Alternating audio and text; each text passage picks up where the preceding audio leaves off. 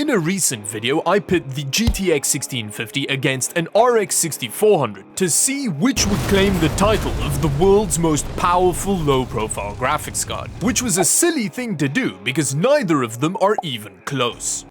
No, this is the most powerful low-profile graphics card in the world, and today we're gonna see just how mighty this little beast is.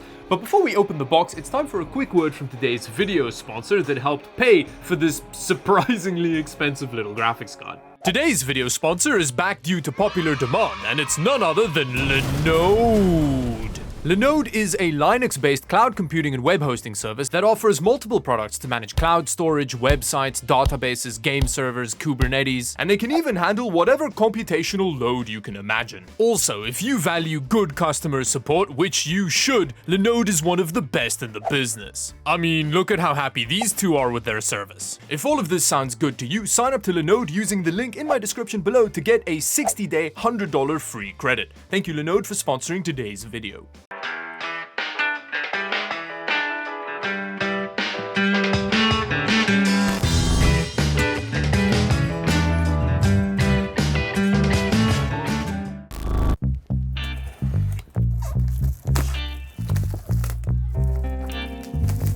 Well, you definitely don't pay for the fanciness of the box. Whoa, that is some shockingly basic packaging. They just cellophaned the graphics card to some cardboard like a bit of grocery store meat. Okay, so we've got a full-length rear I/O bracket, some RTX quick start guides which hints at the performance of this thing, and then a whole bunch of little bit to full-size DisplayPort adapters. But with that, let's de-meat nappy the graphics card and have a closer look. So it looks like you can just kind of pop it open like that, and then you just kind of slide it out like that and almost drop it.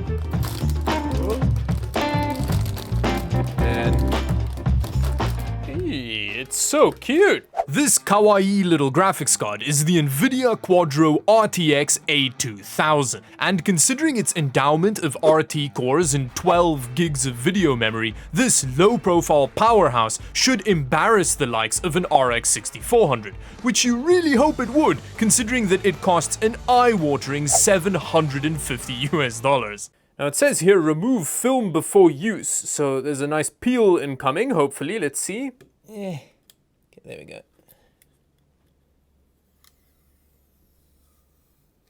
Oh. Now considering that this cost as much as a reasonably sized starter home, the construction is a lot crappier than I was expecting. Where's all the adamantium at? What the hell? I mean, even the shroud on the infinitely cheaper RX 6400's made of metal, and it's the terrible XFX version. And it instantly got disgusting. Look at that, what the hell? And then the next thing that I notice about the A2000 is that it doesn't have a supplemental power connection, which means this is an extremely efficient GPU. I cannot wait to see how this thing performs. Now I'm gonna use this system to test the little meat nappy graphics card. This is the one I built in that amazing AliExpress case. We've got I think this is an i5-12600K in here. We've got a whole bunch of DDR5 and all of the RGB. Now the rear PCIe bracket's actually held on by hex screws, which I guess because it's a pro graphics card, you need to be inconvenienced by the screw bit you need to use for it. And you actually need two different sizes of bit. Down here, we have a TR6 screw, and this one's a bit bigger. I think it's a TR7 or TR8.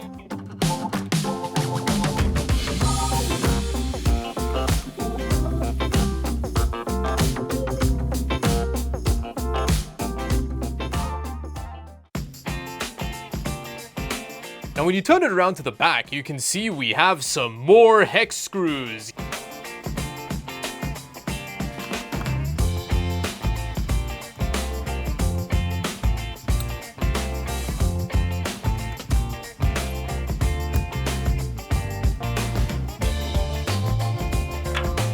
Oh nice, it's one of those fan connectors that always breaks. I really like those.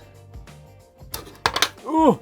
Oh, look at that heatsink. It's like really textured on the side. That's very interesting. And then there's also quite a big bit of contact plate, which I'm guessing is touching the memory under there. We've also got the power delivery under here, which is not particularly beefy, but it doesn't really need to be because this card doesn't have a very high DDP, as we'll see later in the video. And then back here, we have our 4 mini DisplayPort connectors, which is an awesome way to get a whole bunch of video outs on a very skinny little PCB. There really doesn't feel like there's a way to do this without destroying a unusually expensive little graphics card. It's just... Oh, I don't like that! Oh, someone's coming loose. Oh. Oh, there we go. Oh. And now we're just left with a skinny little PCB and quite a huge die for a low profile graphics card. This is what an RX 6400 die looks like in comparison. Now, the reason that it's so big is because it's based on the GA106 die, which is the same die in the 3050 and 3060, but it's just a slightly different hardware configuration than those two, so that it can work without any supplemental power. And this is actually the 12 gig version of the A2000, which means this graphics card has 3 times as much GDDR6 in it as either the GTX 1650 or the RX 6400. It also uses a pretty big 192-bit memory bus as opposed to the 64-bit bus on the RX 6400. So yeah, generally just a very interesting GPU. But anyway, with that, let's try gaming on this graphics card that really wasn't designed with that in mind. Now here, we're running GTA 5 at 1080p very high settings, and we're getting a very solid gaming experience. For GTA 5, that frame graph is smooth as a baby's bottom, which you can really feel in game. And look at the power draw! As a total, this system is using just over 120 watts of power, and it's giving us a gaming experience like this. That's honestly really impressive. That's really crazy. Let's try a more demanding game.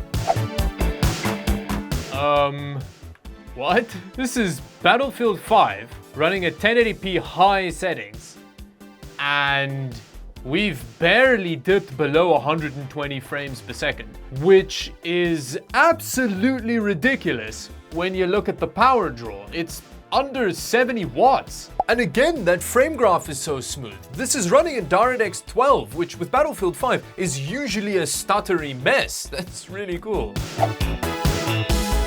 Nice. Even Cyberpunk is averaging a solid 60 frames per second here. Now, this is at 1080p medium settings, but still, that is very, very good performance. And just look at that frame graph. All of the games run so smoothly and consistently. Now, before we try some ray tracing and do lesser graphics card humiliation with the A2000, I just want to see how it holds up to some overclocking.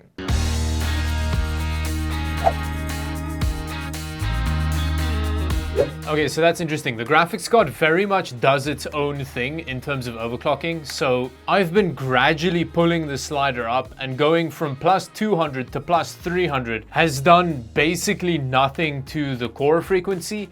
And it's because the graphics card is regulating that by itself, which actually kind of makes this the easiest graphics card ever to overclock. But we're definitely getting a higher frame rate, so yeah, let's do a benchmark and see how much more performance we get. Damn, considering that just involved pulling 2 sliders, that is a considerable performance improvement.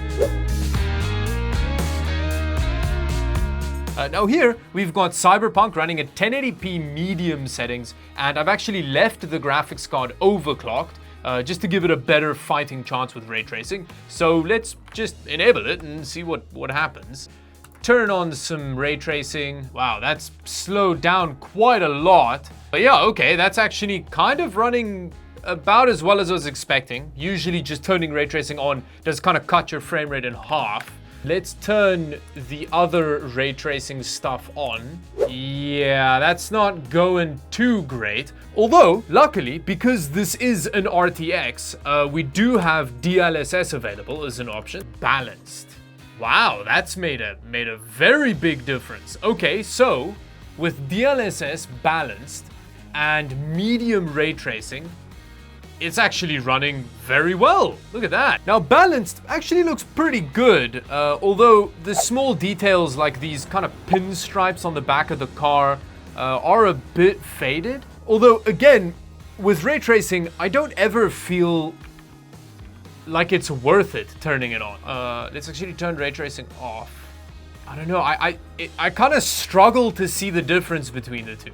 Although, with DLSS running, and no ray tracing, look at that frame rate. We're getting over 100 frames per second. And again, we're doing all of that with less than 70 watts of power draw. This graphics card is incredibly efficient.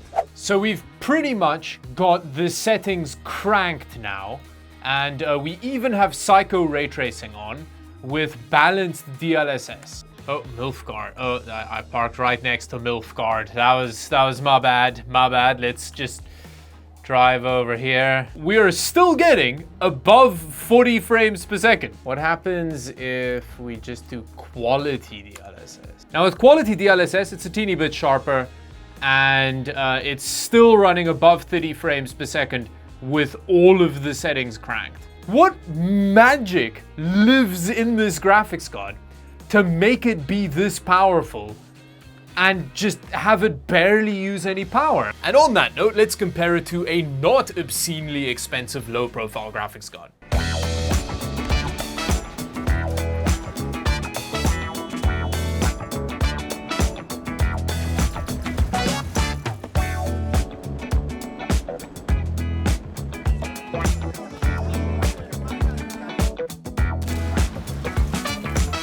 So clearly, the A2000 eats other low-profile graphics cards as a nutritious midday snack. But considering that I could have bought an RTX 3080 for the amount I paid for the A2000, it may be the most interesting graphics card on sale at the moment in my opinion. It's just impossible to justify buying one. At least until Nvidia launches a gaming-focused version of this card without ECC memory for less than half the price.